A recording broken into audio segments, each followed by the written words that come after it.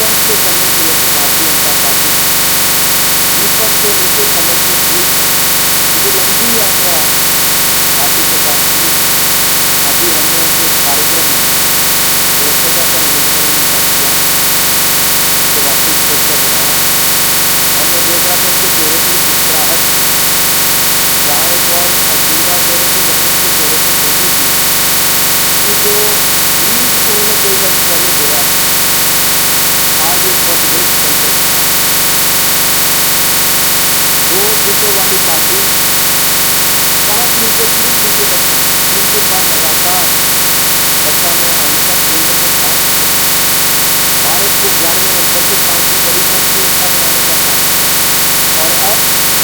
और सभी 5 से बड़ी पार्टी एक साथ लाने का काम किया है।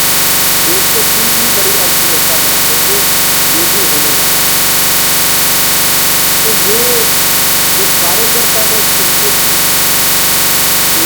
इसका का कारण भी क्या है? शुरुआत में जो सरकारें थी, हमें पूरी जो सैनिक सेवा के लिए हवाई चालक थे, स्वच्छता की भी सेवा के रिक्शे देते हैं, और प्रधानमंत्री जी के जन्मदिन पे भी हम सेवा पखवाड़ा मनाते हैं। महात्मा गांधी जी के जन्मदिन पे हम लोग स्वच्छता अभियान चलाते हैं। 31 अक्टूबर को